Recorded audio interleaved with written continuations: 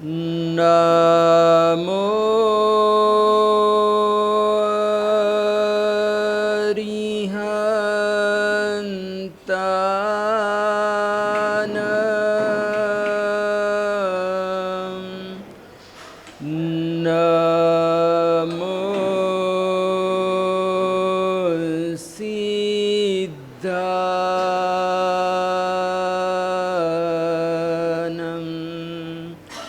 નમો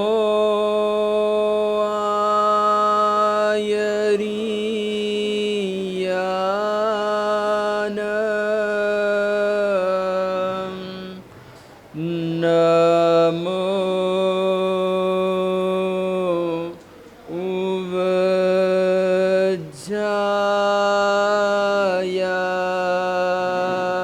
ઉવજાયાનમ નમો લોએ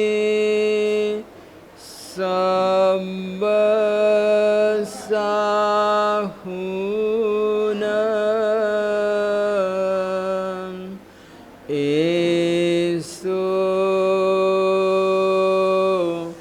પંચા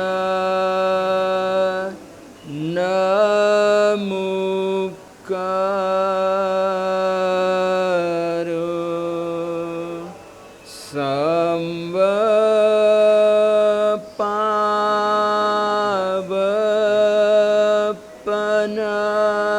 સંવપાવપનાસનો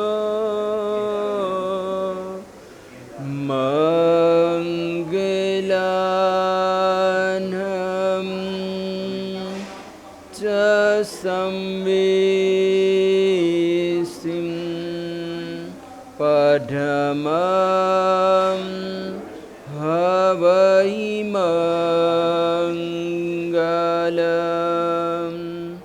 અરહંતો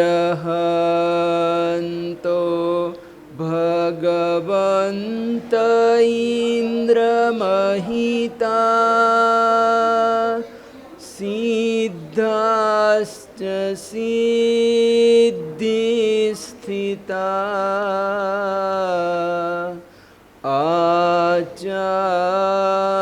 આચાર્યા જીન શાસનો નતિકરા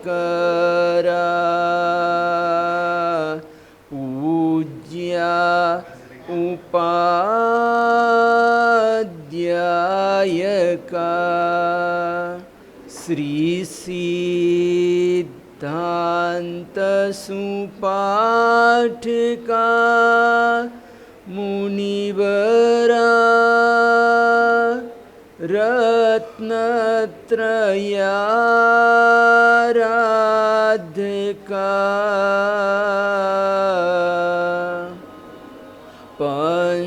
પંચૈતે પરમેષ્ઠિના પ્રતિદિનમ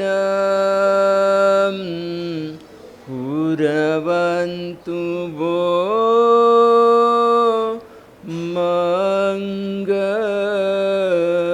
મંગલમ પન્નગે ચ સુરેન્દ્રે ચ કૌશિકે પાદ સંસ્પૃશી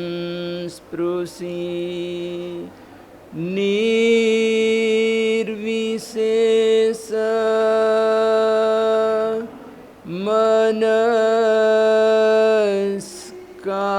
મનસ્કાય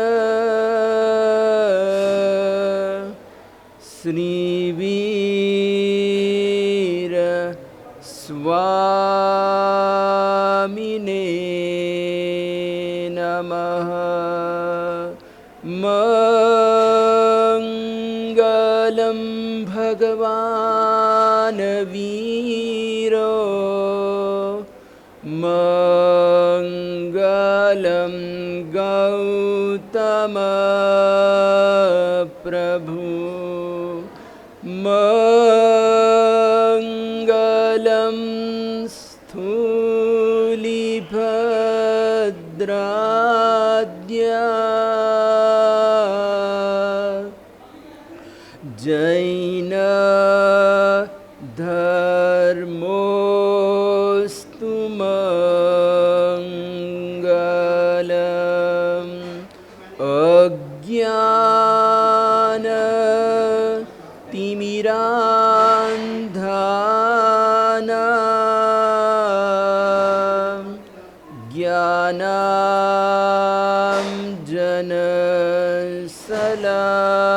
ज्ञानाञ्जनशलाकया चक्षुरुन्मीलितं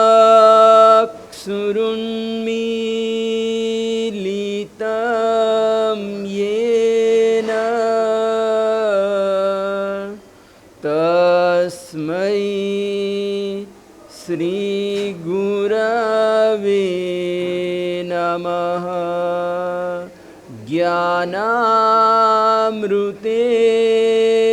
लोकानां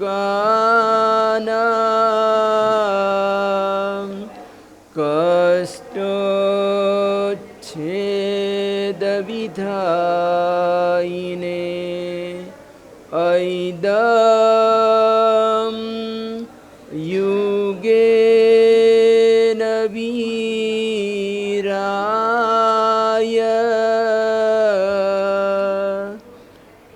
नमो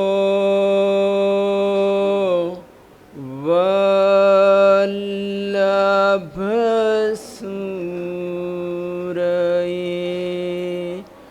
नमो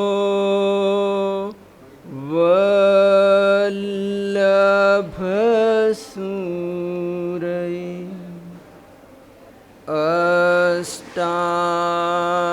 अष्टाङ्गिका सदेवोक्ता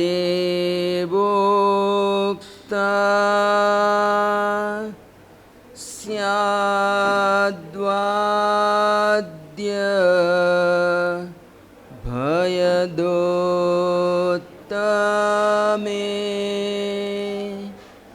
तत्स्वरूपं समाकर्ण्य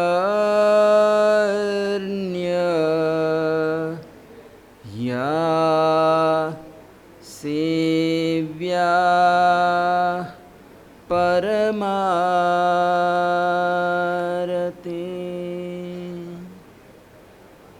अनंत उपकारी ऐसे देवाधिदेव श्री श्रमण भगवान महावीर स्वामी का हम सभी को प्रबल पुण्योदय से शासन प्राप्त हुआ है और इस जैन शासन की एक अपनी विशेषता है कि जिन शासन यानी क्या, तो बताया गया है कि जम इच्छसि अपनतो, जम च न इच्छसि अपनतो, एति यज्ञम जिन शासन। यानी कि जो हम अपने लिए चाहते हैं और जो हम अपने लिए नहीं चाहते हैं, तम इच्छम परस्वीय, यानी कि जो भावना हम अपने लिए रखते हैं, जो भाव हम अपने लिए रखते हैं और जो भाव हम अपने लिए नहीं रखते हैं, ऐसा व्यवहार, ऐसा भाव दूसरों के लिए रखना, यही जिन शासन है। यानी कि यहाँ पर परमार्थ की भावना है। जिन शासन में प्रमुख रूप से परमार्थ की भावना है, निस्वार्थ की भावना है, यानी सबका कल्याण हो, सब सुखी हो, सबका आत्मकल्याण हो, इस प्रकार की भावना, शिवमस्तु सर्व जगतः की भावना, ये हमारा जिन शासन रखता है। तो हमारे जिन शासन में बहुत सारे पर्व आते रहते हैं, पूरे वर्ष में विविध प्रकार के पर्व समय समय पर आते रहते हैं, पर्वों का पदार्पण होता रहता है। और इन पर्वों में हम धर्म की आराधना करते हैं, त्याग तपस्या देवगुरु धर्म की हम उपासना करते हैं। तो पर्व तो बहुत सारे हैं, लेकिन यहाँ पर बताया गया कि पर्वाधिराज पर्युषण पर्व जैसा कोई दूसरा पर्व नहीं। जैसे तीर्थों का राजा शत्रुंजय है, मंत्रों का राजा नवकार महामंत्र है, और सूत्रों का राजा कल्प सूत्र है। और वैसे ही यहाँ पर बताया गया कि पर्वों का राजा अगर कोई है, सर्वोपरि अगर कोई पर्व है, तो वह हमारा पर्युषण पर्व है।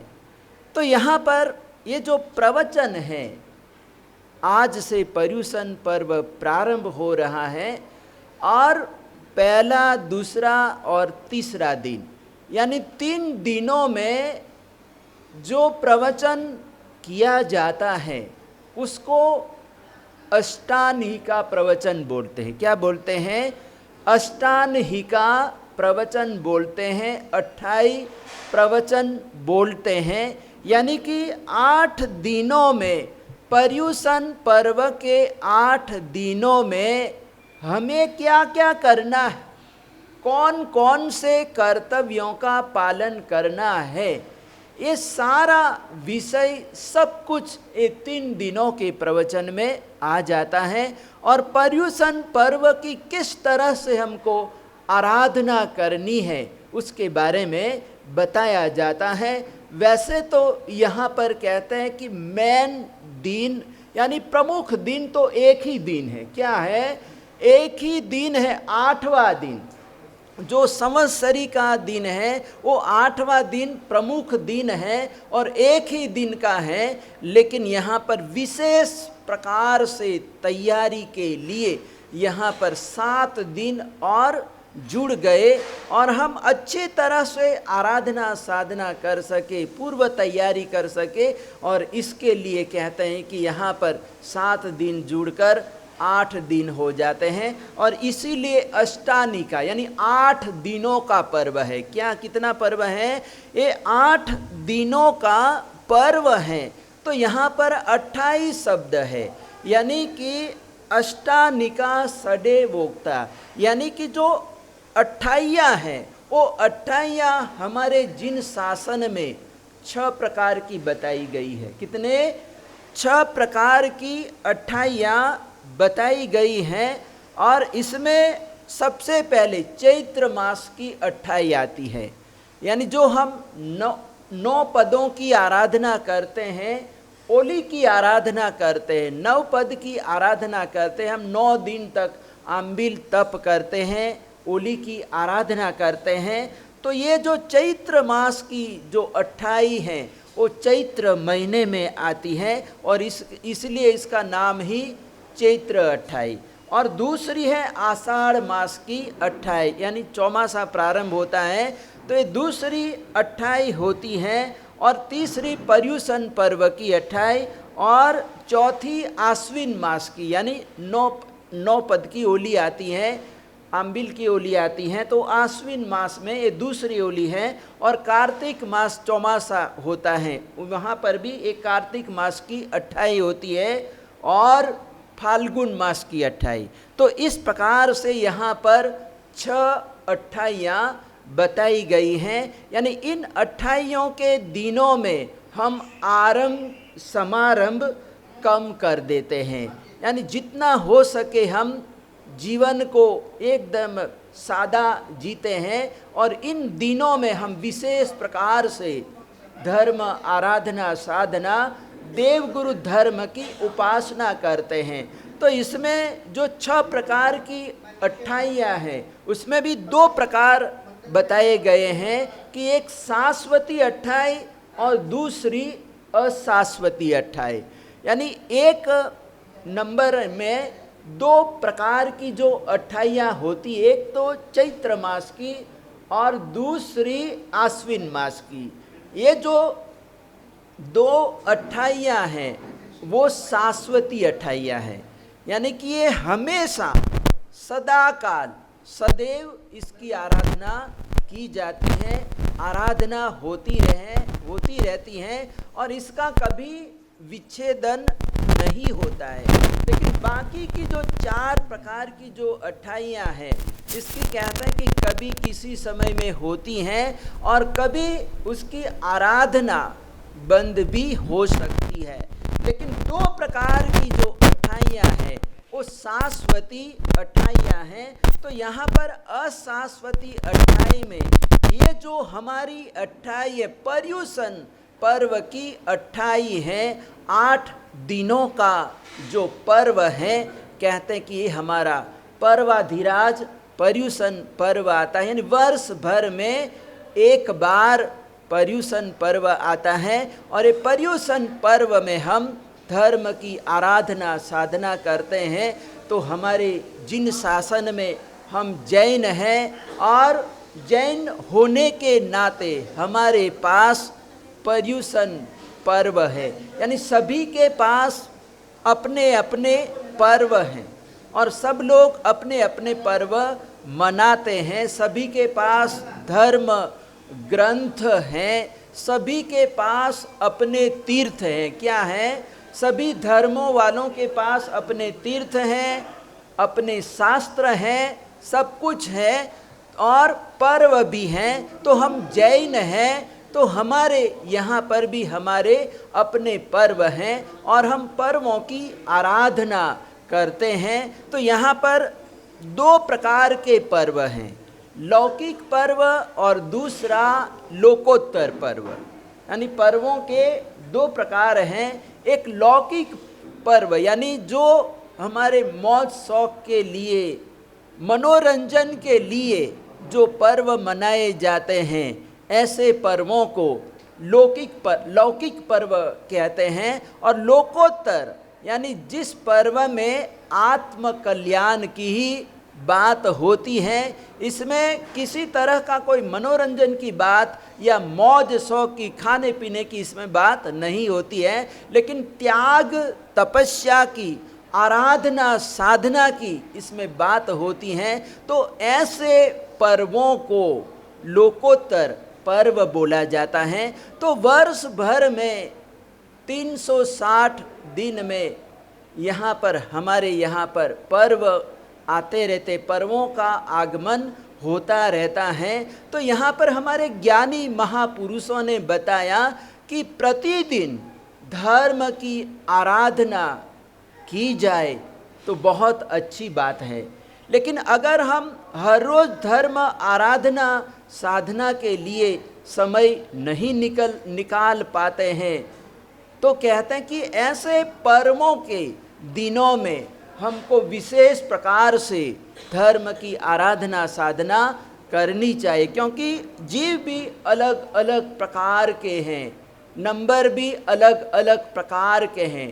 यानी 360 नंबर वाले श्रावक भी होते हैं और 120 नंबर वाले श्रावक भी होते हैं और 50 नंबर वाले श्रावक भी होते हैं और 8 नंबर वाले श्रावक भी होते हैं और 1 नंबर वाले श्रावक भी होते हैं और 0 नंबर वाले श्रावक भी होते हैं।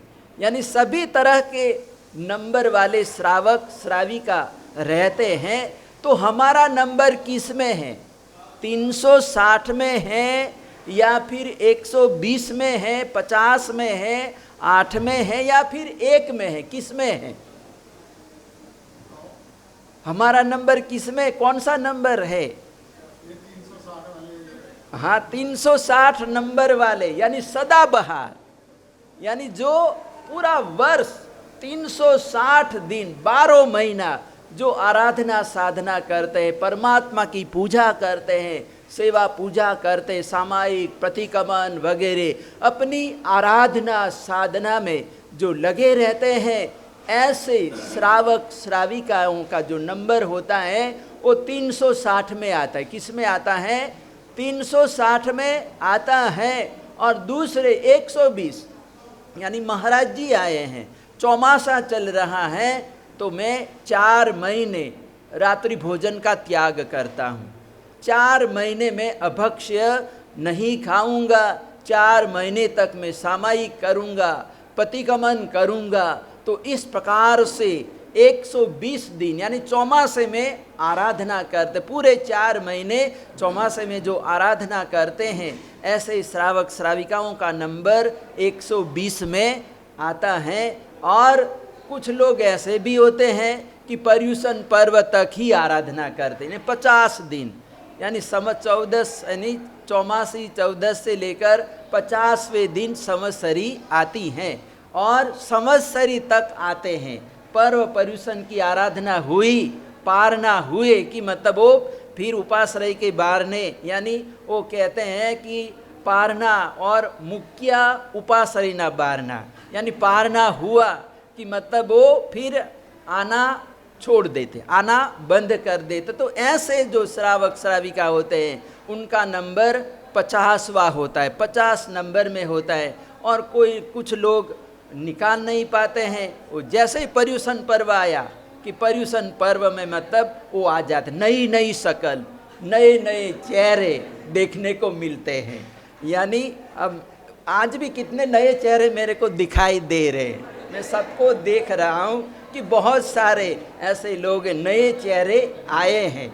यानी पर्युषण आया, यानी पर्युषण पर्व में उनको आना ही है।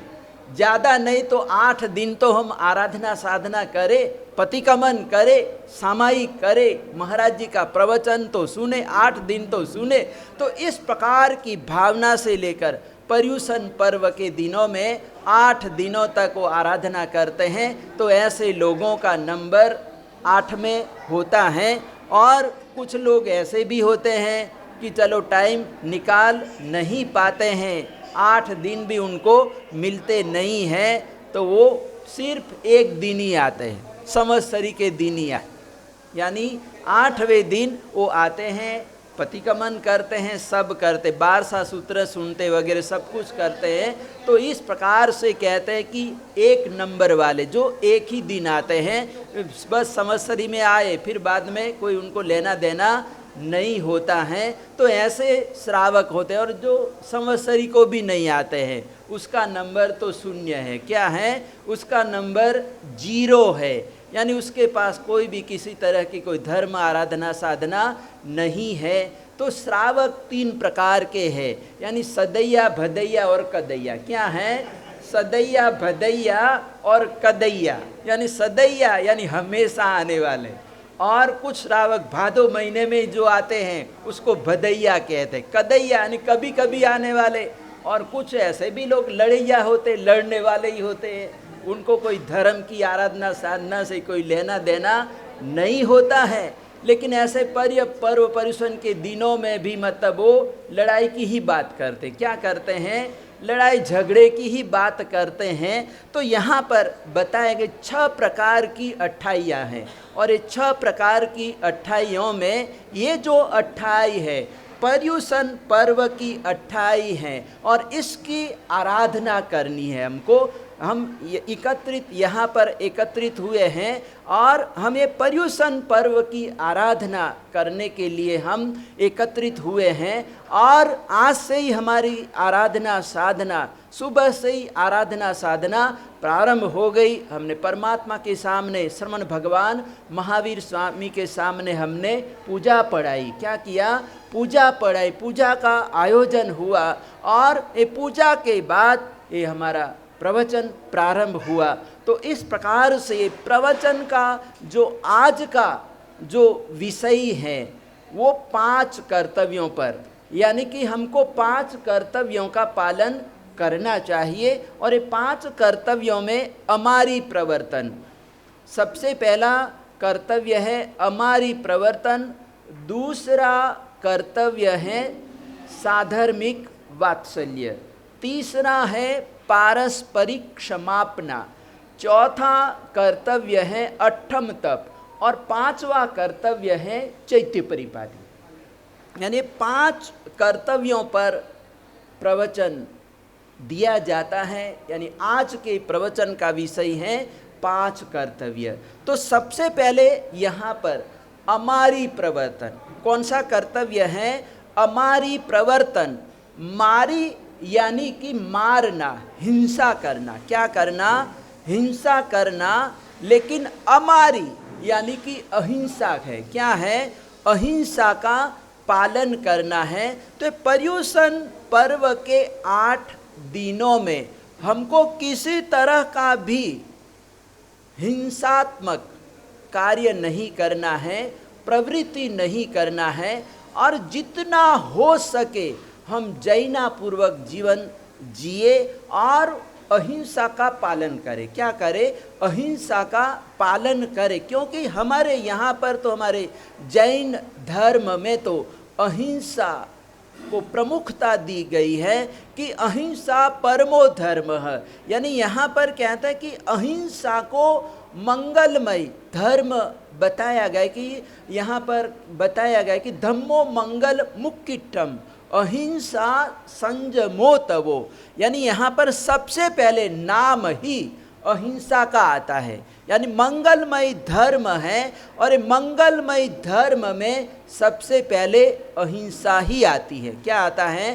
अहिंसा ही आती है। और जैन लोग, जैन धर्मी लोग अहिंसा के लिए जाने जाते हैं, पहचाने जाते हैं, क्योंकि इसके पीछे हमारे तीर्थंकर परमात्मा रहे हुए हैं, अरिहंत परमात्मा रहे हुए हैं, श्रमण भगवंत, श्रमण श्रमणी रहे हुए हैं। और वो किस प्रकार से अपना जीवन यापन करते हैं, जीवन जीते हैं। हम उदाहरण देखते हैं कि अहिंसा के लिए, जीवों को बचाने के लिए हमारे महापुरुषों ने क्या क्या नहीं किया। यानी अपने जीवन का भी बलिदान दे दिया, अपने प्राणों को चढ़ा दिया, न्योछावर कर दिया। क्या कर दिया? न्योछावर कर दिया, अर्पण कर दिया। लेकिन दूसरा बचना चाहिए। क्या करना चाहिए? बचना चाहिए। वो मैतार्य मुनि, मैतार्य मुनि निर्दोष थे। क्या थे? निर्दोष थे। लेकिन वो सुनार कहता है कि मेरे गहने वो जवले में बना रहा था, वो कहाँ गए? मेरे यव कहाँ गए?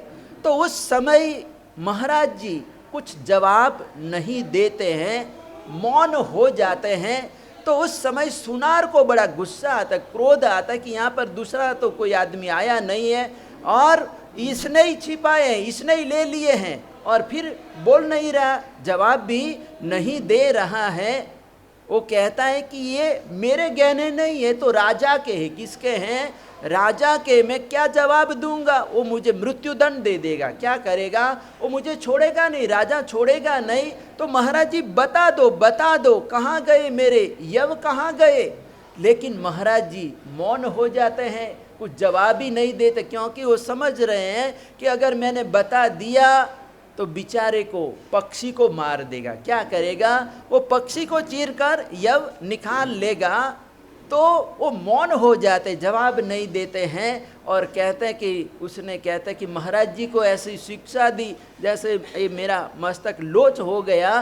तो कहते हैं कि ऐसे ही महाराज जी का भी मस्तक था और उसने चमड़ा जो होता है वो गीला चमड़ा लपेट दिया, कसकर बांध दिया और धूप के अंदर महाराज जी को खड़ा कर दिया। और जैसे जैसे सूरज चढ़ता है, धूप बढ़ती, गर्मी बढ़ती है और वो चमड़ा खींचने लगता है। और कहते कि महाराज जी को इतनी वेदना होती है, इतनी पीड़ा होती है, लेकिन महाराज जी समभाव से सहन करते हैं, केवल ज्ञान हो जाता है, मोक्ष में चले जाते हैं।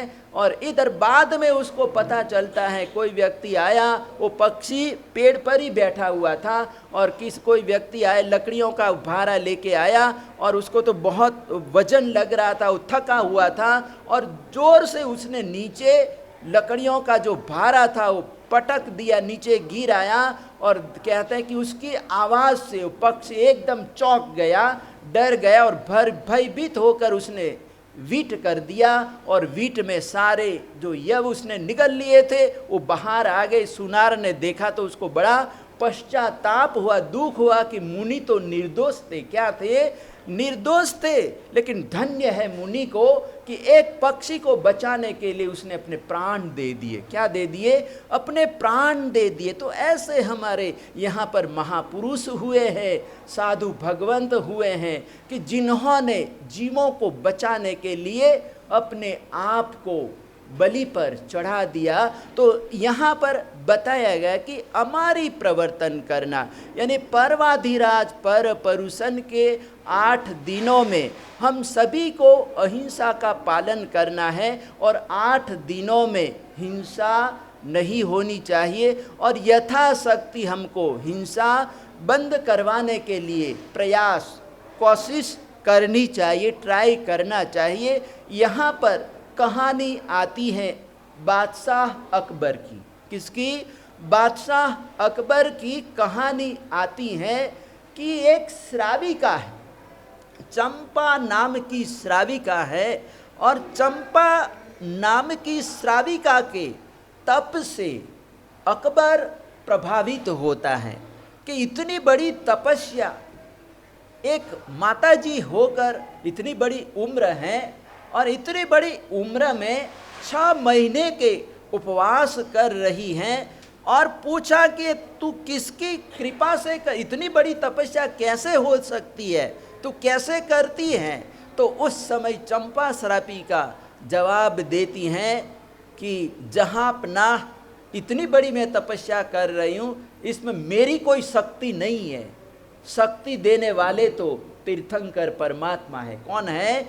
मेरे प्रभु है, अरिहंत परमात्मा है और मेरे गुरु है हीर सूरीश्वर जी महाराजा। बादशाह ने पूछा कि तेरे गुरु का नाम क्या है? तो उस समय चंपा श्राविका जवाब देती हैं कि मेरे गुरु हीर सूरीश्वर जी महाराजा है और उनकी कृपा, उनके आशीर्वाद से मैं तपस्या कर रही हूँ, 6 महीने के उपवास कर रही हूँ। तो बादशाह नाम सुनता है और नाम सुनते ही ऐसे महापुरुष के प्रति नतमस्तक हो जाता है, श्रद्धा से नतमस्तक हो जाता है, प्रभावित इतना होता है कि ऐसे महान गुरु के, महान साधु के तो मुझे दर्शन करने चाहिए। क्या करने चाहिए? ऐसे गुरु के, ज्ञानी गुरु के मुझे दर्शन करना चाहिए। और ऐसा करके उन्होंने फरमान निकाला कि हीर सूरीश्वर जी महाराजा को यहाँ पर दिल्ली बुलाया जाए। कहाँ बुलाया जाए? दिल्ली बुलाया जाए। और उन्होंने आदेश पत्र लिख दिया और वहाँ के सूबेदार को पत्र मिला और वो सूबेदार हीर सूरीश्वर जी महाराजा के पास जाता है, पढ़कर सुनाता है कि ऐसे ऐसे आप श्री जी को अकबर बादशाह ने बुलाया है, याद किया है, वो आप श्री जी के दर्शन करना चाहते हैं, इतने उत्सुक हैं कि आप श्री जी जितना भी हो सके आप जल्दी पधारिए। तो इस प्रकार से क्या, और उन्होंने ये भी कहा कि उन्होंने बादशाह का आदेश है कि महाराज जी को जो भी व्यवस्था हो आप सारी व्यवस्था करें, प्रबंध करें। क्या करें? क्योंकि इतनी दूर से आना है, गंधार देश है, क्या है? गुजरात में गंधार देश है, और वहाँ से मतलब आना है, कितना लंबा रास्ता है। तो रास्ते में आचार्य भगवंत को किसी तरह की कोई तकलीफ नहीं होनी चाहिए, परेशानी नहीं होनी चाहिए, और आपको सारी व्यवस्था करनी है। और इस तरह से सूबेदार कहता है कि बादशाह ने व्यवस्था के लिए बोला है। तो उस समय आचार्य भगवंत ने इनकार कर दिया कि हमको कोई किसी तरह की कोई व्यवस्था की कोई ज़रूरत नहीं है, हम तो पैदल ही चलते हैं। क्या है? हम पैदल ही चलते हैं, और हम पैदल चलते चलते गाँव में हम रुकते रुकते आएंगे, और जहाँ पर रुकेंगे वहीं पर हमको आहार पानी मिल जाएगा, हमको किसी तरह की कोई व्यवस्था की ज़रूरत नहीं है। और इस प्रकार से कोई व्यवस्था उन्होंने नहीं लिया, और संघ को बुलाते हैं, सारी बात करते हैं कि ऐसे ऐसे बादशाह ने याद किया है, मुझे जाना है। आचार्य भगवंत ने अपना मन बना लिया है। श्रावकों ने, संघ ने मीटिंग की, चर्चा की कि वहाँ पर गुरुदेव को भेजा जाए या न भेजा जाए, क्योंकि मतलब लोगों के मन में डर भी रहता है कि ये किस लिए बुला रहा है। एक बादशाह है और मुस्लिम बादशाह बुला रहा है, वहाँ पर बुला के हमारे आचार्य भगवंत के साथ न जाने कैसा व्यवहार करे। तो लोग सोच में पड़ गए कि क्या करें, क्या डिसीजन लिया जाए। लेकिन आचार्य भगवंत ने कहा कि अभी तो बादशाह मुझे प्रेम से बुला रहा है, भाव से बुला रहा है, तो मुझे जाना चाहिए। और ऐसा करके आचार्य भगवंत ने कहा कि आप निश्चिंत रहो, देव गुरु धर्म की कृपा से सब कुछ अच्छा होगा, शासन की प्रभावना होगी। क्या होगी? शासन की प्रभावना होगी। और इस प्रकार से आचार्य भगवंत वहाँ से विहार करते हुए दिल्ली पहुँचते हैं, और अकबर मिलता है, दर्शन करता है, नतमस्तक हो जाता है, चरण स्पर्श करता है, और इस तरह से स्वागत होता है। आचार्य भगवंत का नगर प्रवेश होता है, और सबसे पहले आचार्य भगवंत का पदार्पण राजमहल में होता है। और वहाँ पर वो गलीचे, दरी वगैरह सब कुछ राजमहल में बिछा हुआ था। तो आचार्य भगवंत रुक गए। तो बादशाह ने कहा कि महाराज जी पधारिए, गुरुदेव पधारिए पधारिए। लेकिन आचार्य भगवंत वहाँ पर खड़े हो जाते हैं, रुक जाते हैं, और कहा कि आपने दरी बिछाई हुई है, दरी के नीचे बहुत सारी चींटियाँ हैं, जीव इधर उधर घूम रहे हैं, अगर हम चलेंगे, पाँव रखेंगे तो ऐसे जीवों की विराधना हो जाएगी। तो बादशाह ने दरी उठाकर देखा तो नीचे बहुत सारी चींटियाँ थी। तो बादशाह इतना प्रभावित तो होता है कि ये कितने महान ज्ञानी हैं कि उनको ये भी पता चल गया, ये भी उन्होंने देख लिया कि दरी के नीचे चींटियाँ हैं। क्या हैं? चींटियाँ हैं। तो इतना प्रभावित तो होता है, आचार्य भगवंत के मुखार विंद से प्रवचन सुनता है, श्रवण करता है। और इस प्रकार से कहता है कि एक दिन आचार्य भगवंत को कहता है अपनी बात, मन की बात कहता है कि गुरुदेव आपको मैंने इतनी दूर से बुलाया, वैसे तो मेरे को आपके पास आना चाहिए था, मुझे आना चाहिए था, लेकिन आपको मैंने अपने पास बुलाया, और वो भी इतनी दूर से, गुजरात से आप चलते हुए, पैदल चलते हुए यहाँ तक पहुँचे हैं, दिल्ली तक पहुँचे सिर्फ मेरे लिए। और आपने अभी तक इतने दिन गुजर गए, लेकिन कोई भी किसी तरह का कोई काम काज या सेवा कार्य भी नहीं फरमाया। तो मैं आप श्री जी से विनंती करता हूँ कि मुझे कुछ लाभ दीजिए, कोई काम काज हो तो बताइए, कुछ मांगो, मेरे से कुछ मांग लो, मैं आपको जो भी आप मांगोगे मैं देने के लिए तैयार हूँ। तो उस समय आचार्य भगवंत ने कहा कि पर्युषण पर्व के दिनों में, 8 दिनों में अपने जहाँ तक रियासत चल रही है, आपका शासन, आपकी सत्ता चल रही है, तो कहता है कि 8 दिनों में हिंसा नहीं होनी चाहिए, यानी कत्ल खाने वगैरह बंद होने चाहिए। यानी मेरी यही इच्छा है कि 8 दिनों तक अहिंसा का पालन हो, हिंसा न हो। तो उस समय बादशाह सुनकर प्रभावित होता है कि ये गुरु कितने निस्वार्थी है, और उन्होंने मांगा भी तो दूसरों के लिए मांगा। क्या है? दूसरों के लिए, परमार्थ के लिए मांगा।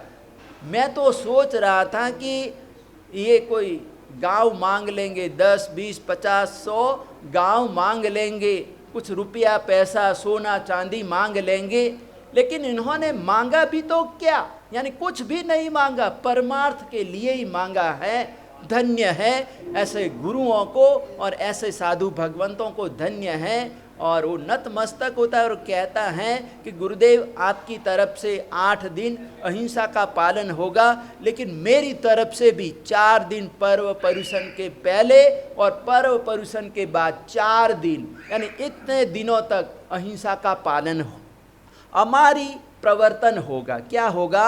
हमारी प्रवर्तन होगा। तो कहते हैं कि उस समय राजाशाही थी। क्या थी? राजाशाही थी। और उस समय हीरसूरीश्वर जी महाराजा ने कहा कि पर्युषण पर्व के 8 दिनों में हिंसा नहीं होनी चाहिए, हिंसा बंद होनी चाहिए। और आचार्य भगवंत के कहने से अकबर बादशाह ने 8 दिनों तक, कहते कि कोई किसी भी तरह की हिंसा नहीं होने दी, यानी अहिंसा का पालन करवाया।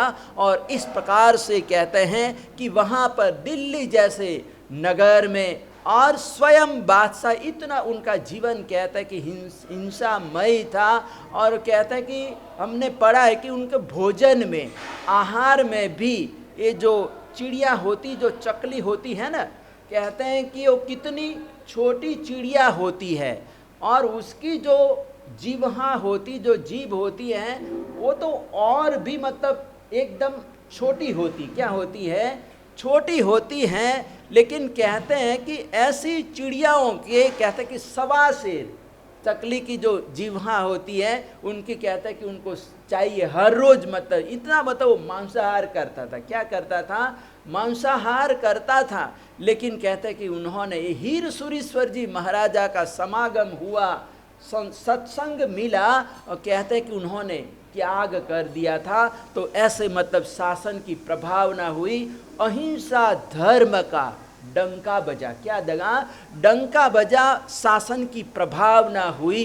तो यहाँ पर पर्युषण पर्व के दिनों में, ऐसे पवित्र दिनों में हमको जितना हो सके, कहते कि हमको कोशिश प्रयास करना चाहिए। लेकिन उस समय राजाशाही थी और आज लोकशाही है। क्या है? लोकशाही है। तो लोकशाही में भले ही हमारा मिनिस्टर है, हमारा राष्ट्रपति है, हमारा प्रधानमंत्री है, क्या है? मुख्यमंत्री हमारा है, लेकिन ये लोकशाही है। तो हम बंद करवाना भी चाहे तो इतना, जितना हम चाहते हैं कि चलो 8 दिन मतलब बंद हो, कहते कि मुश्किल है। आज के समय में मुश्किल होते, जो दूसरे लोग होते हैं वो कहते हैं कि हमारे आहार में डिस्टर्ब करने वाले आप कौन होते हैं? क्या होते हैं? वो लोग बोलते हैं, क्या कहते हैं कि हमारे आहार में डिस्टर्ब करने वाले आप कौन होते हैं, यानी दूसरे लोग मानते नहीं हैं। तो हमारे लोग तो चाहते हैं, लेकिन फिर भी कहते हैं कि भले ही हम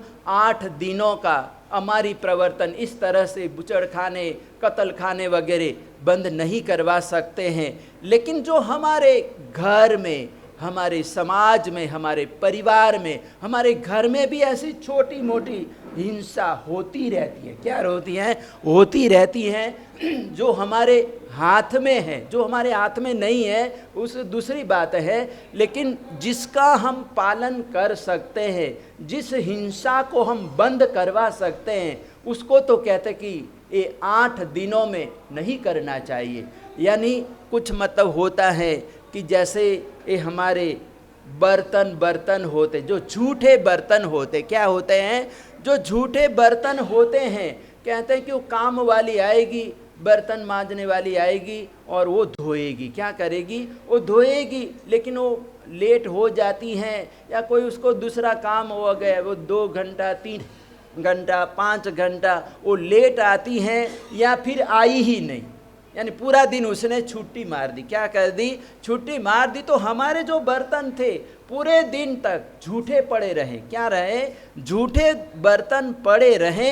और जैन दर्शन कहता है कि झूठे बर्तन, कहते हैं कि 48 मिनट के बाद जो सूक्ष्म जीव है, कहते हैं कि ये समूरसिम जीव पैदा होने चालू हो जाता है, उत्पन्न हो जाते हैं। वो उत्पन्न होते हैं, मरते, उत्पन्न होते हैं, मरते हैं। जो जीव दिखाई भी नहीं देते हैं, आँखों से दिखाई भी नहीं देते हैं, ऐसे समूर्छिम जीव पैदा हो जाते हैं। तो कहते हैं कि पूरा दिन झूठे बर्तन पड़े रहेंगे तो हमको कितनी हिंसा का दोष लगेगा। क्या लगेगा? कितनी हिंसा का दोष लगेगा। तो ऐसी जो हिंसा है हमारे परिवार में, हमारे घर में जो हो रही है, कहते हैं कि 8 दिन तक चलो कोई नहीं भी आया, बर्तन मांजने वाला कोई नहीं भी आया, तो हम अपने आप कर लेंगे। क्या करेंगे? हम अपने आप कर लेंगे, लेकिन झूठे बर्तन छोड़ेंगे नहीं। तो ये हमारी प्रवर्तन होगा। क्या होगा?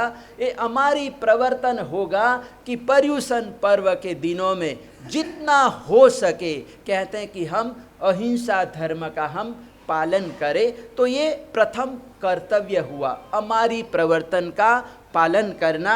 और दूसरे नंबर में साधर्मिक वात्सल्य, यानी हमको साधर्मिक भक्ति करना है। तो साधर्मिक बंधु यानी सहधर्मी, यानी समान धर्मी। क्या है? समान धर्मी, यानी जिस धर्म का हम पालन कर रहे हैं वो ही हमारा भाई, दूसरा जो भाई है उसी धर्म का वो पालन कर रहा है। तो वो हमारा साधर्मिक हो गया। क्या हो गया? वो हमारा साधर्मिक हो गया। और उसके प्रति वात्सल्य भाव रखना, प्रेम भाव रखना, भक्ति करना, उसकी सेवा करना। क्या करना? सुख दुख में उसको साथ सहयोग देना साधर्मिक वात्सल्य है। क्या है? साधर्मिक वात्सल्य है। यानी संघ में हमारे जैसे यहाँ पर पूरे 100 घर हैं। कितने?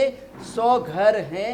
जैसा कि आप सभी लोगों को पता है कि पंचमी से ही, यानी नेमिनाथ परमात्मा का हम लोगों ने जन्म कल्याणक मनाया। तभी से ये हमारी बहन जी ने उपवास प्रारंभ कर दिए थे। और उन्होंने मेरे को बोला था कि आप अभी से किसी को बताना मत। यानी पहली बार मैं आप सब लोगों को सकल श्री संघ के सामने में बता रहा हूँ कि हमारी बहन जी दीपा बहन मासिक समन कर रही है। अब तो मतलब 28 ही बची है, यानी पर्युषण पर्व के 8 दिन ही बचे हैं, यानी 22 उपवास परिपूर्ण हो चुके हैं। तो ऐसे हमारे तपस्वी दीपा बहन ने इस श्री संघ के नाम को दीपाया है, चंडीगढ़ श्री संघ के नाम को दीपाया है मासिक समन। यानी कि ये चंडीगढ़ श्री संघ में बड़ी तपस्या, यानी मासिक समन करना, 30 उपवास, 1 महीने के उपवास रखना बहुत बड़ी बात होती है, बड़ी तपस्या है। क्या है? बड़ी तपस्या है। तो ऐसी बहन हमारी दीपा बहन के मासिक समन की हम खूब अनुमोदना करें कि हमारे श्री संघ में, चंडीगढ़ श्री संघ में, श्री आत्मानंद जैन सभा चंडीगढ़ के तत्वाधान में उन्होंने एक बड़ी तपस्या की। मेरा चातुर्मास चल रहा है और मेरे चातुर्मास के दौरान मेरी निश्रा में उन्होंने जो बड़ी तपस्या की है, हम खूब भूरी भूरी अनुमोदना करते हैं। और हमारे श्री संघ में और भी मतलब तपस्याएं बहुत चल रही है। सामूहिक हमने ये आम्बिल तप करवाया, 2 बार सामूहिक आम्बिल तप हुआ है। किसी का एकासना चल रहा है। हमारे ये राजेश भाई बैठे हैं, राजेश भाई, यानी जब से मेरा चौमासा प्रारंभ हुआ है तब से मतलब राजेश भाई एकासना ही करे। ऑफिस भी जाना होता है, कामकाज के लिए भी जाना होता है, लेकिन उनका एकासना निरंतर चालू है। बच्चों का शिविर सैटरडे संडे आयोजित होता है, तो उसमें भी हमारे राजेश भाई अचूक हाजिरी देते, व्यवस्था के लिए मतलब हमेशा वो खड़े रहते हैं। तो ऐसे तपस्वी और दूसरे भी तपस्वी हमारे जैसे भूखन भाई, भूखन जी है, और भूखंड जी की श्राविका जो भावना है उसके भी एकास ने चल रहे हैं।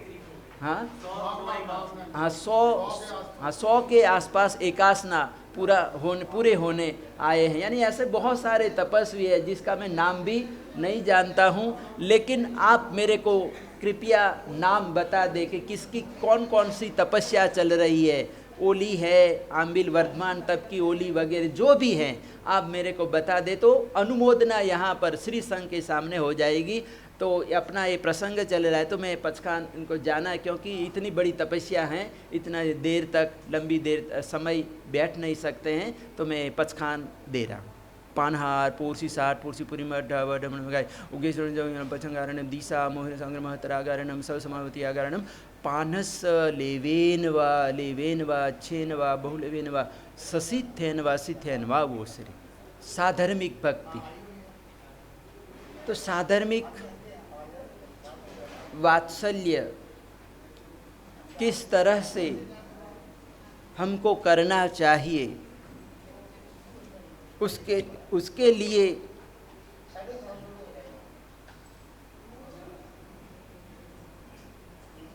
सुपार्श्वनाथ भगवान यानी कि मांडव गढ़नो राज्यो नामे देव सुपास, यानी हम चैत्य वंदन बोलते हैं और यहाँ पर ज़्यादातर लोगों को ये चैत्य वंदन आता है, बच्चों को बड़ों को सभी को ये चैत्य वंदन आता है कि आज देव अरिहंत नमु सिमरु तारु नाम ज्या ज्या प्रतिमा जिनतनी त्या त्या करू प्रणाम। तो चैत्य वंदन में लास्ट पंक्ति में आता है कि मांडवगढ़ नो राज्यो नामे देव सुपास, यानी मांडवगढ़ एक नगर था, ऐतिहासिक नगर था, अभी भी है, और वहाँ पर सुपार्श्वनाथ भगवान का मंदिर है। क्या है? सुपार्श्वनाथ भगवान का मंदिर है। तो कहते हैं कि सुपार्श्वनाथ एक तो हमारे यहाँ पर अम्बाला में सुपार्श्वनाथ भगवान है, ये भी प्राचीन मंदिर हैं, और इसकी जो प्रतिष्ठा है वो हमारे गुरुदेव पंजाब देशोद्धारक विजयानंद सुरीश्वर जी महाराजा आत्माराम जी महाराज साहिब के कर कमलों के द्वारा प्रतिष्ठा हुई हैं। और कई आचार्य भगवान ये प्रतिष्ठा को लेकर आत्माराम जी महाराज साहिब को याद करते, अम्बाला को याद करते हैं कि सुपार्श्वनाथ भगवान के दर्शन कर। गुजरात में भी लोग कहते हैं कि हमको सुपार्श्वनाथ भगवान के दर्शन करना है, अम्बाला जाना है। यानी आज भी लोग मतलब दर्शनों के लिए यहाँ पर आते हैं, अम्बाला आते हैं, सुपार्श्वनाथ भगवान का दर्शन करते हैं। तो मांडवगढ़ एक प्राचीन नगर था और वहाँ पर एक ऐसा रिवाज था, यानी वो कैसे साधर्मिक वात्सल्य करते हैं उसके बारे में यहाँ पर बताया जाता है कि वहाँ पर कोई बाहर से व्यक्ति, कोई जैन धर्म का पालन करने वाला साधर्मिक भाई आता था, तो कहते हैं कि नगर के लोग वहाँ पर कहते हैं कि उसको मदद करते थे। क्या करते थे? मदद करते थे। तो वहाँ पर बताया जाता था कि कम से कम लगभग 1 लाख घर थे, जैनों के 1 लाख घर थे। तो आने वाले भाई को सबकी तरफ से प्रत्येक घर से 1 रुपया दिया जाता था। कितना? 1 रुपया दिया जाता था, यानी 1 लाख घर यानी 1 लाख रुपया हो गया, यानी वो लखपति बन गया। क्या बन गया? लखपति बन गया। और साथ में 1 ईंट भी दी जाती थी। क्या दिया जाता था? 1 रुपया और साथ में 1 ईंट दी जाती थी। तो 1 लाख ईंटें हो गई, 1 लाख रुपये हो गए, घर वाला हो गया, मकान भी बन गया, पैसे वाला भी हो गया। यानी वो अपने समान बना लेते थे। क्या करते थे? अपने समान बना लेते थे। यानी पंजाब केसरी विजय वल्लभ सुरीश्वर जी महाराजा भी ये साधर्मिक वात्सल्य के विषय पर बोलते थे। तो यही कहते थे कि साधर्मिक भाई को एक दिन भोजन करा देना ही साधर्मिक वात्सल्य पूरा हो गया, अपना कर्तव्य पूरा हो गया। इतना कोई संतोष लेकर संतुष्ट होकर बैठना नहीं है, लेकिन अपने भाई को अपने पांव पर खड़ा कर देना, अपने पांव पर निर्भर कर देना कि किसी के सामने वो अपना हाथ लंबा न करे, मांगने के लिए न जाए, इस तरह का उसको बना देना ही सच्चा साधर्मिक वात्सल्य है। तो कहता है कि कुमारपाल महाराजा जैसे महाराजाओं ने भी साधर्मिक भक्ति किया और दिन दुखियों का उन्होंने उद्धार किया। एक बार कहते हैं कि कलिकाल सर्वज्ञ हेमचंद्र सुरीश्वर जी महाराजा नगर में पधारे, पाटन नगर में पधारे। तो नगर प्रवेश हुआ तो उस समय आचार्य भगवंत ने एक ऐसा खुरदरा कंबल ओढ़ा हुआ था, कंबली डाली हुई थी, रखी हुई थी। तो आचार्य भगवंत ने ओढ़ी हुई थी और देखा कुमारपाल महाराजा और कुमारपाल के दूसरे भी छोटे बड़े जो राजा हैं सब लोग मतलब आए हुए थे और सभी को पता था कि ये कुमारपाल के गुरु हैं। क्या है? कुमारपाल के गुरु हैं। तो नगर प्रवेश हुआ, प्रवचन हुआ और प्रवचन होने के बाद सब लोग चले गए। कुमारपाल महाराजा बैठे रहे और कुमारपाल महाराजा सब लोग चले गए।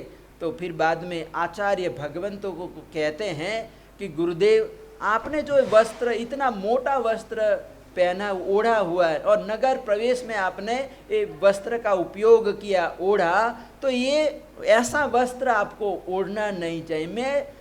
मेरे जैसा आपका भक्त हैं, मैं राजा हूँ, मैं 18 देशों का मैं राजा हूँ और आप मेरे गुरु हैं, तो मुझे शर्म आती है। यानी आप ऐसे कपड़े धारण कर किया कि मुझे भी शर्म आती है।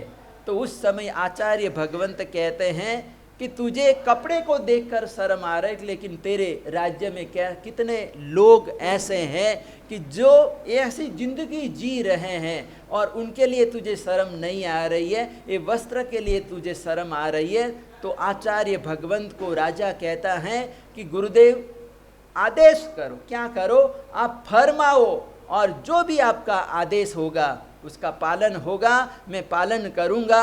और कहते हैं कि कुमारपाल महाराजा का 14 वर्षों तक राज्य चला और प्रतिवर्ष उन्होंने कलिकाल सर्वज्ञ हेमचंद्र सुरीश्वर जी महाराजा की प्रेरणा से, उपदेश से उन्होंने 1-1 करोड़ रुपया साधर्मिक भक्ति के लिए उन्होंने अलग से निकाला और खर्च किया, दिन दुखियों का उद्धार किया। तो ऐसा ही साधर्मिक वात्सल्य हमारे जीवन में होना चाहिए। पर्व पर्युषण के दिनों में हमको ये साधर्मिक भक्ति भी करनी चाहिए। कल भी साधर्मिक वात्सल्य आएगा, कल भी कर्तव्य आएगा, तो हम यहाँ पर उसका पूरा विस्तार नहीं कर रहे। और तीसरा कर्तव्य है पारस्परिक क्षमापना, यानी पर्व पर्युषण के दिनों में आपस में परस्पर हमको क्षमा मांग लेनी चाहिए और उसके बाद ही, क्षमा मांगने के बाद ही हमको प्रतिक्रमण करना है, संवत्सरी प्रतिक्रमण करना है। क्या करना है? संवत्सरी प्रतिक्रमण करना है।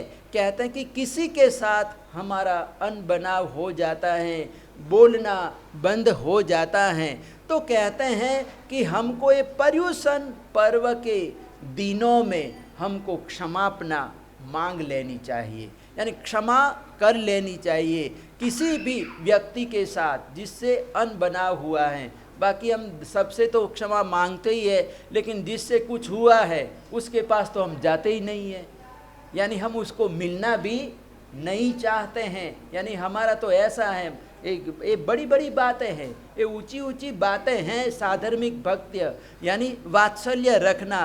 अगर हम ऐसा हमारा प्रेम भाव है तो कहते हैं कि हम कभी भी कहते हैं कि अपने भाई को कि इस तरह से हम देख नहीं सकते हैं कि मतलब इसके पास नहीं जाने, हमारा नहीं है, ये हमारा है। इस तरह का भेदभाव क्या है? इस तरह का भेदभाव हम नहीं रख सकते हमारे संघों में। इस तरह के वातावरण बड़े मतलब दुष्प्रचार, यानी ऐसे व्यक्ति है कि ये आएगा तो मैं नहीं आऊँगा, ऐसे भी लोग हैं। ऐसा कहने वाला कि एक फंक्शन में आएगा, एक कार्यक्रम में आएगा तो मैं नहीं आऊँगा, उसी को बुला लो। क्या करो? उसी को बुला लो। वो हमारा संघ का भाई है, हमारा ही भाई है, अपना बंधु है, और उसके प्रति आप इतना कसाई क्यों रखते हो, इतना वैर भाव क्यों रखते हो कि मतलब वो आएगा तो मैं नहीं आऊँगा? इस तरह की भावना रखना। कहते हैं कि अनंतानुबंधी कसाई है। क्या है? वे अनंतानुबंधी कसाई हैं। और कहते हैं कि अनंतानुबंधी कसाई ऐसा है कि कहते हैं कि वो कभी छूटता ही नहीं है। क्या है? वो ऐसा कर्म का बंध हो जाता है। तो हमको अनंतानुबंधी कसाई वाले बनना नहीं है। क्या है? क्रोध के कसाय के भी अलग अलग प्रकार है। प्रत्याख्या, संज्वलन, प्रत्याख्यानी, अप्रत्याख्यानी और अनंतानुबंधी कसाय है। तो संज्वलन कसाय ऐसा होता है पानी की लकीर जैसा। कैसा? पानी की लकीर जैसा है। पानी में लकीर पैदा होती है, तरंगे पैदा होती है, तो कहते हैं कि मिल जाती है, यानी तुरंत मिल जाएगी। तो कुछ लोग ऐसे भी होते हैं, जैसे माँ होती है, बेटे को डांटती भी है। क्या है? डांटती है, फटकारती भी है, गुस्सा भी करती है, लेकिन उसका गुस्सा कितना? क्षण भर का। क्या है? क्षण भर का। फिर अपने बच्चे को ऊपर वो हाथ भी रखती है, प्रेम का हाथ भी, वात्सल्य भी बताती हैं। तो ऐसा संज्वलन कसाई, यानी आया और गया, यानी बस मतलब मन में कुछ नहीं रहता है। बच्चे लड़ते हैं, छोटे छोटे बच्चे होते हैं, वो आपस में लड़ते हैं, लेकिन आधे घंटे के बाद वापस खेलने लग जाते हैं, यानी सब कुछ भूल जाते हैं। कैसा है? सब कुछ भूल जाते हैं। तो संज्वलन कसाई भी ऐसा ही होता है। अब रेत की लकीर, यानी प्रत्याख्यानी, रेत की लकीर, जैसे रेत में भी लकीरें पैदा हो, हवा चलती है तो रेत में लकीरें पड़ जाती हैं, लेकिन कहते हैं कि वो वापस मिल जाती। क्या मिल जाती?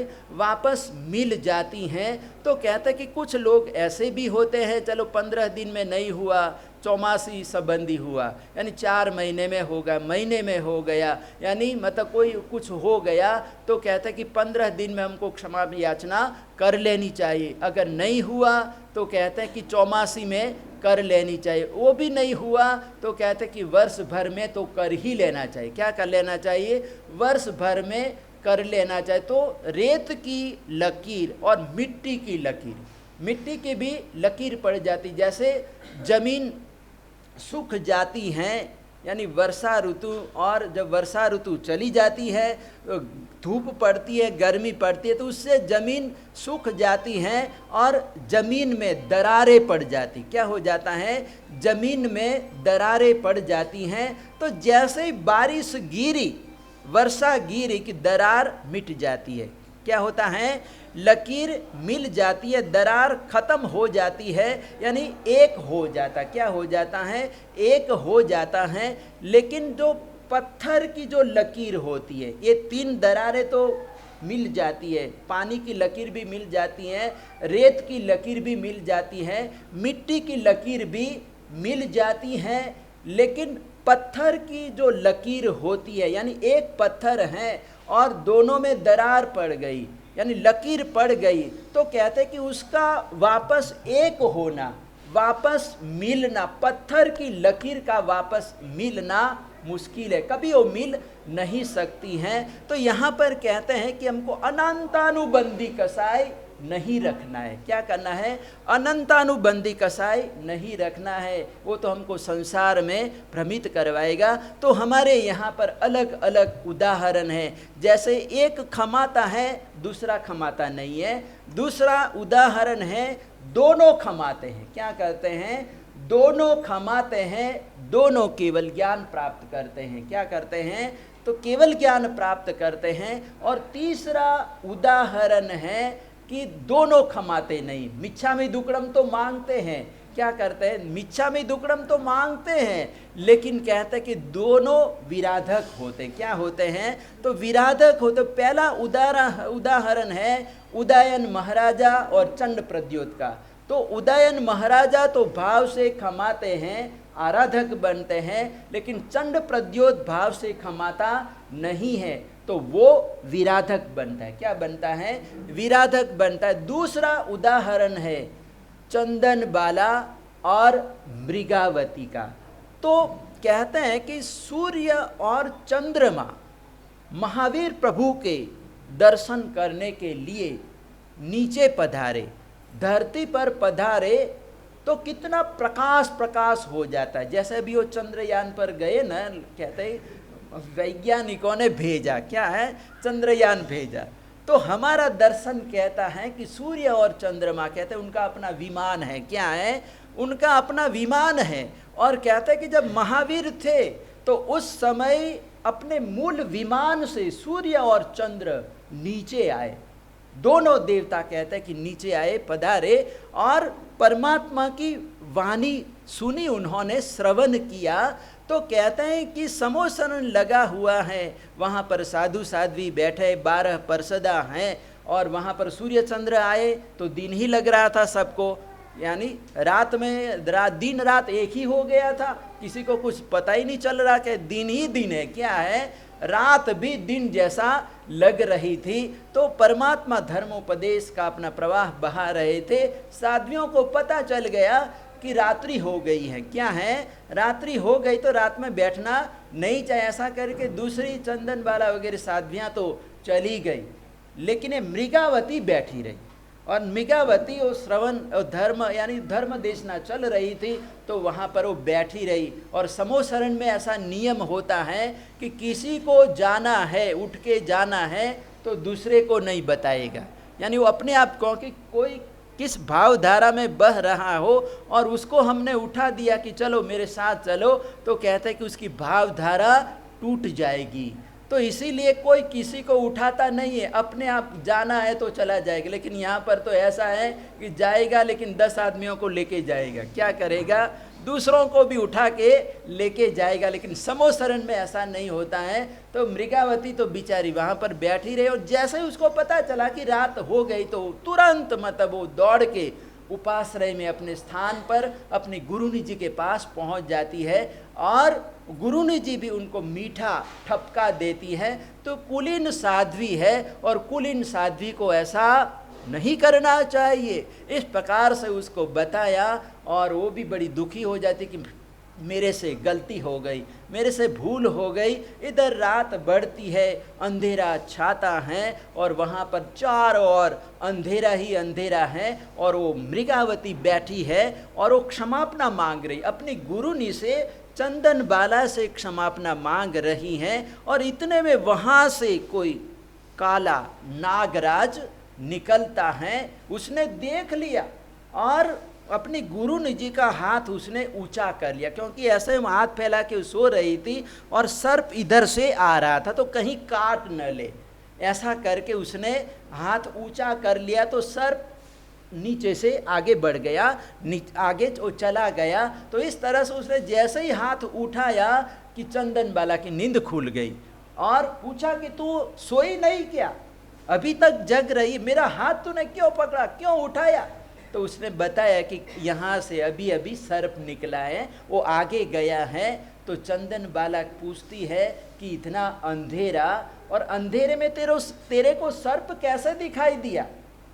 यानी ये तो मेरे को तो तू भी नहीं दिखाई दे रही है, और ये सर्प कैसे तूने देख लिया? तो उस समय कहते कि आपकी कृपा। क्या है? आपकी कृपा।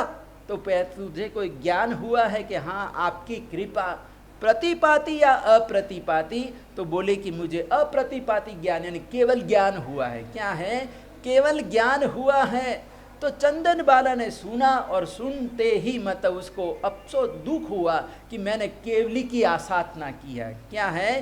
केवली की मैंने आसाधना कर दी है। और वो गुरुनी चंदन बाला मृगावती से क्षमापना मांगती है। क्या करती है? मृगावती से क्षमापना मांगती हैं। तो कहते कि क्षमापना मांगते मांगते चंदन बाला को भी केवल ज्ञान हो जाता है। यानी यहाँ पर गुरु और गुरुनी दोनों को, शिष्य और शिष्या को, दोनों को केवल ज्ञान हो जाता है। यानी दोनों यहाँ पर आराधक बनते। क्या बनते हैं? आराधक बनते हैं। तीसरा उदाहरण है कि एक आचार्य भगवंत कहीं पर कुम्हार के मतलब वहाँ पर गांव में ठहरे थे। तो महाराज जी आते जाते थे। अब महाराज जी के साथ मतलब छोटे बड़े साधु, हर तरह के साधु रहते हैं। तो महाराज, आचार्य महाराज के साथ एक बालमुनि थे, लेकिन वो बड़े शरारती थे। कैसे थे? बड़े शरारती थे। ढंग मतलब इतने चंचल थे। तो ठंडील भूमि बार वगैरह आना जाना होता था। तो बीच में एक कुम्हार का घर पड़ता था। तो मतलब बालमुनि जाते थे, और जब वो कुम्हार का घर आता था तो कंकर, बहुत सारे कंकर उठा लाते थे और वो बेचारा कुम्हार घड़े तैयार कर करके सुखाने के लिए वो रखता था, धूप में रखता था, और ये बाल मुनि वहाँ पर पहुँचता था और कंकड़ मारता था। क्या करता था, वो घड़ों को कंकड़ मारता था तो घड़े फोड़ देता था। क्या करता था, बाल मुनि घड़े फोड़ देता था, उसको बड़ी खुशी मिलती थी, वो हंसता था। तो इस तरह से कुमार हाथ जोड़ के उसको बोलता था कि तू मेरे घड़े क्यों फोड़ता है, यानी मैं इतनी मेहनत से तैयार करता हूँ और तू फोड़ देता है, तेरे को आनंद मिलता है, लेकिन मेरा तो यहाँ पर पसीना पसीना हो जाता है और मैं काम करता हूँ, इतना परिश्रम करता हूँ और तू फोड़ देता है, तेरे को ऐसा नहीं करना चाहिए। तो बालमुनि बोलता मिच्छामि दुक्कडम, अब आगे से ऐसा नहीं होगा। यानी वो माफ़ी मांगता था, मिच्छामि दुक्कडम मांगता था, लेकिन काम चालू। यानी क्या कहें, जो अपने को करना है वो करना है, मिच्छामि दुक्कडम भले मांगते रहो, अपने को जो करना है वो तो करना ही है। तो दूसरे दिन तीसरे दिन कुमार ने सोचा कि इसको तो सबक सिखाना पड़ेगा, क्या करना पड़ेगा, इसको तो ठीक करना होगा। और एक दिन बाल मुनि को उन्होंने पकड़ लिया, कस कर पकड़ लिया, और जो कंकड़ थे वो कंकड़ मतलब कानों में दबाने लगा। कुम्हार क्या करना, उसके कानों में जोर से दबाने लगा। तो बाल मुनि चिल्लाने लगा, ए कुमार कुमार तू क्या कर रहा है, क्या कर रहा है, मेरे को बहुत दुख हो रहा है, दर्द हो रहा है, पीड़ा हो रही है। तो कुमार बोलता है मिच्छामि दुक्कडम। क्या बोलता है, वो कहता है मिच्छामि दुक्कडम, मिच्छामि दुक्कडम। लेकिन मतलब उसने वो कंकड़ दबाने का, कानों में कंकड़ दबाने का तो चालू ही रखा, लेकिन कंकड़ दबाते वो मिच्छामि दुक्कडम बोलता है। तो बालमुनि कहता है कि ये तेरा कैसा मिच्छामि दुक्कडम। तो कुमार कहता है जैसा तुम्हारा मिच्छामि दुक्कडम वैसा मेरा मिच्छामि दुक्कडम, इसमें तो ऐसा मिच्छामि दुक्कडम। यानी हम लोग भी मिच्छामि दुक्कडम तो मांगते ही है, लेकिन बालमुनि और कुमार जैसा हमारा मिच्छामि दुक्कडम, तो इससे हमारा कोई कल्याण होने वाला नहीं है, न तो अपना न दूसरे का कल्याण होने वाला है। लेकिन हमको कैसे होना है, हमको तो चंदन बाला और मृगावती जैसे होना है, ताकि हमारा भी कल्याण हो और हमारे साधर्मिक भाई का भी कल्याण हो। तो इस तरह से पारस्परिक क्षमापना, यानी पर्युषण पर्व के दिनों में हमको परस्पर क्षमापना भी करनी चाहिए। तो ये कर्तव्य हुआ तीसरा। और चौथा कर्तव्य है अट्ठम तप। क्या है, अट्ठम तप करना। तो ये अट्ठम तप यानी यहाँ पर 3 उपवास बताए। कितने, 3 उपवास हमको, यानी ये वर्ष में हमको ये 3 उपवास रखने चाहिए। यानी यहाँ पर बताया गया कि अट्ठम तप यहाँ पर करना चाहिए, यानी यहाँ पर 6, यानी अट्ठम तप करना चाहिए। लेकिन अगर हम अट्ठम तप नहीं कर सकते हैं, यानी हमारे से उपवास नहीं होता है, तो कहते हैं कि 6 आंबिल करना चाहिए। कितने, 6 आंबिल करना चाहिए। और हमारे से आंबिल भी नहीं होता है तो 9 निवी करनी चाहिए। कितनी, 9 निवी करनी चाहिए। और निवी भी नहीं होती हैं तो एकासना करना चाहिए, 12 एकासना। कितना, 12 एकासना करना चाहिए। और एकासना भी हमारे से नहीं होता है तो 24 बेयासना करना है। दिन में 2 बार आप भोजन ले सकते हैं, यानी उसको बेयासना बोलते हैं। यानी 2 आसन में हम भोजन कर सकते हैं, 2 टाइम हम भोजन ले सकते हैं, तो उसको कहते हैं कि बेयासना बोलते हैं। और ये बेयासना भी हमारे से नहीं होता है, यानी हम नहीं कर सकते हैं, तो कहते हैं कि हमको 6000 नौकार मंत्र का स्वाध्याय कर लेना चाहिए। क्या करना चाहिए, स्वाध्याय करना है। क्या करना है, स्वाध्याय करना है, 6000 स्वाध्याय करना है। और ये भी नहीं कर सकते तो हमको नौकार वाली मतलब करनी, 60 नौकार वाली करना चाहिए, जाप कर लेना चाहिए, स्वाध्याय कर लेना चाहिए। यानी चलो पहले तो अट्ठम ही करना है। क्या करना है, अट्ठम ही करना है।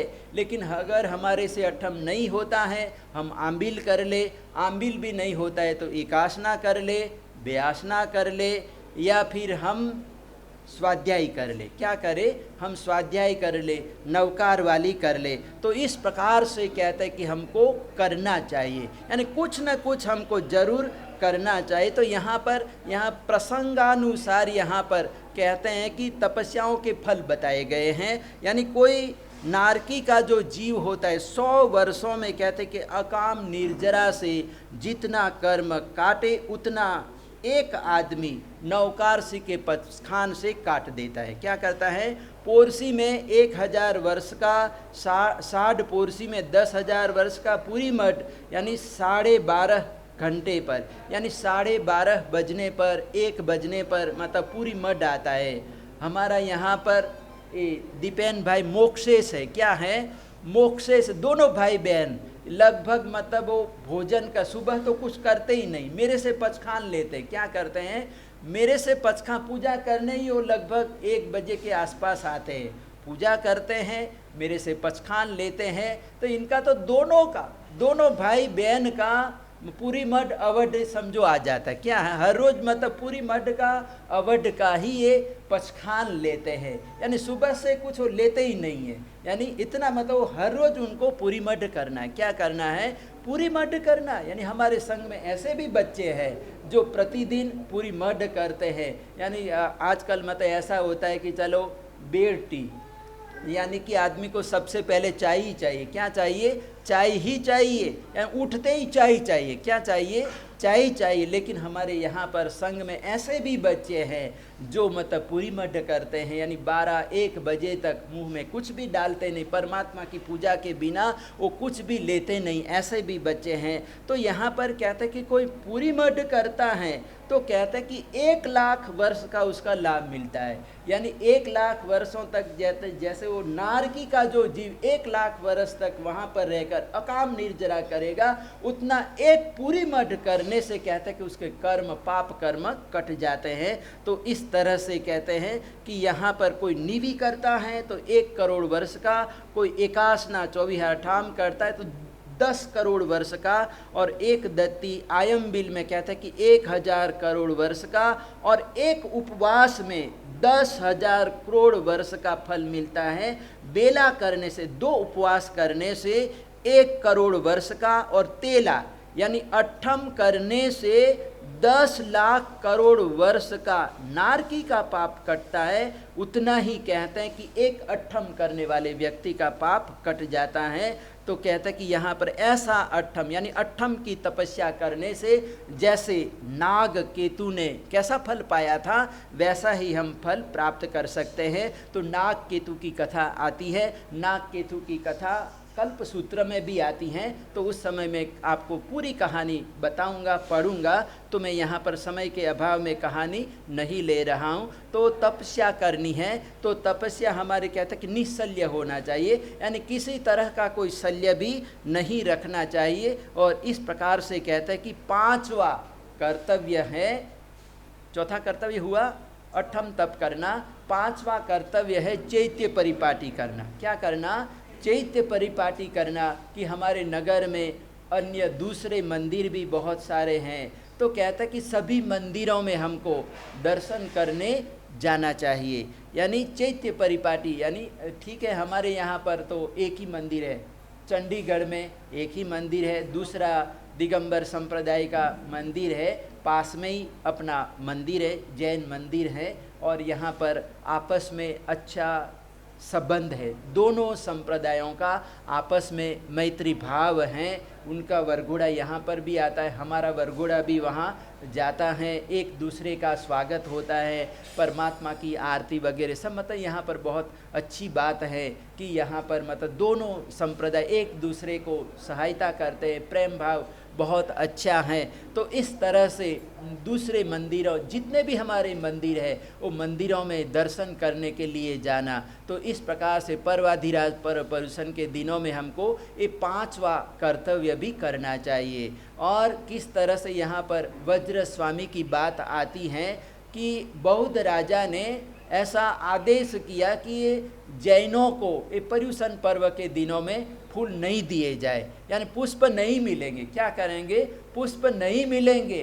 तो सारा संघ आचार्य भगवंत के पास आया, वज्र स्वामी के पास आया और उन्होंने कहा कि पर्युषण पर्व जैसा पर्वाधिराज पर्युषण पर्व है और ये 8 दिनों में तो हम विशेष प्रकार से हम परमात्मा की भक्ति करते हैं, 8 प्रकारी पूजा करते हैं। और ये राजा ने कहा कि फूल ये जैनों को नहीं दिए जाए, फूल नहीं है उनको मत दो, तो हम क्या करें, पुष्प पूजा न करें क्या?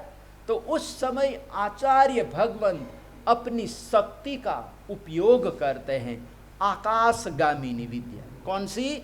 आकाशगामिनी की विद्या का उपयोग करते हैं, जाते हैं, जैसे विमान जाता है वैसे ही आचार्य भगवंत वहाँ पर जाते हैं और जाके वो देवता को कहते, बागवान को कहते हैं कि पर्युषण पर्व चल रहा है, हमारे श्रावक श्राविकाओं को पुष्प नहीं मिल रहा है, पुष्प की व्यवस्था करो। तो उस समय कहता कि विमान में पुष्प लेकर वज्र स्वामी जी महाराजा आते हैं और वहाँ पर कहते हैं कि सभी जैनों को पुष्प दिया गया और पुष्प पूजा हुई, जय जयकार हुई। और जो बौद्ध जो राजा था वो भी इतना प्रभावित हुआ कि इनके जैनाचार्य इतने महान है कि स्वयं गए और दूसरी जगह से देवलोक से फूल ले आए और इस तरह से जो मैंने ऑर्डर किया था, आदेश दिया था, लेकिन इन्होंने परमात्मा की भक्ति, धन्य है, और जय जयकार होती हैं। और कहते हैं कि वो बौद्ध राजा भी इतना प्रभावित होता है कि स्वयं जैन हो जाता है। क्या हो जाता है? वो जैन धर्म स्वीकार कर लेता है। तो ऐसी चैत्य परिपाटी, यानी हमारे मंदिरों में ऐसी चैत्य परिपाटी का आयोजन होना चाहिए। तो ये 5वां कर्तव्य हुआ। तो अपना 11 बज रहा है, तो समय भी काफ़ी हो चुका है, तो मैं अपने वक्तव्य को यहीं पर विराम देता हूँ। श्री वल्लभ गुरु के चरणों में मैं नित्य उठ शीश नमाता हूँ। मेरे मन की कली दिल जाती है जब दर्श तुम्हारा पाता हूँ। मुझे वल्लभ नाम ही प्यारा है, इसही का मुझे सहारा है। इस नाम में ऐसी बरकत है, जो चाहता हूँ सो पाता हूँ। श्री वल्लभ गुरु के चरणों में जब याद तेरे गुण आते हैं, दुख दर्द सभी मिट जाते हैं। मैं बन कर मस्त दीवाना फिर बस गीत तेरे ही गाता हूँ। श्री वल्लभ गुरु के चरणों में गुरुराज तपस्वी महामुनि सिरताज हो तुम महाराजों में। मैं एक छोटा सा सेवक हूँ, कुछ कहता हुआ शर्माता हूँ। श्री वल्लभ गुरु के चरणों में, गुरु चरणों में है अर्ज यही, बढ़ती दिन रात रहे भक्ति। मेरा मानुष जन्म सफल होवे, यही भक्ति का फल चाहता हूँ। श्री वल्लभ गुरु के चरणों में मैं नित्य उठ शीश नवाता हूँ। मेरे मन की कली खिल जाती है, जब दर्श तुम्हारा पाता हूँ। बोलो वल्लभ श्री महाराज की। उगेश्वरी नमकार से पोरसी साठ पोरसी पुरी मठ गाय उगेश्वरी चवी एम पी आहारम असरणम दिशा मोहिनम संगम महतरागरणम समवती आगरणम आयम बिल विगपका लेवाले वेनम गियत संसठे मुखित वेगन परुसंग विवाहिठम यागरणम महतरागरणम ससमयवती आगरणम एगासनम बेआसनम पचखाय चवी एम पी आहारम ससागरणम सागार्यागरणम आउटन पसारिणम गुरु अभुट्ठानम पारिठम यागरणम महत्तरागरणम सवसमैवत्यागरणम पानस लेवेन वा छेन वा बहुलेवेन वा ससिथेन वा सिथेन वा बोसिरे अंगूठे अमृतवसे लब्धितना भंडार श्री गुरु गौतम समरिये वांछित फलदातार उपसर्गा क्षयं यान्ति छिद्यन्ते विघ्नवलयः मनः प्रसन्नतामेति पूज्यमाने जिनेश्वरे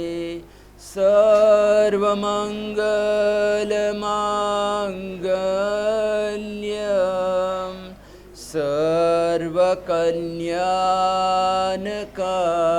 सर्वकल्याणकारणं प्रधानं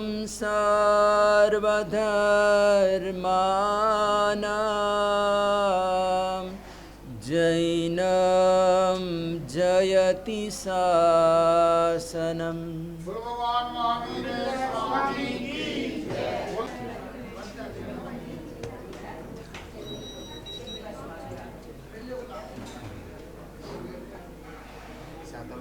ठीक है हाँ देख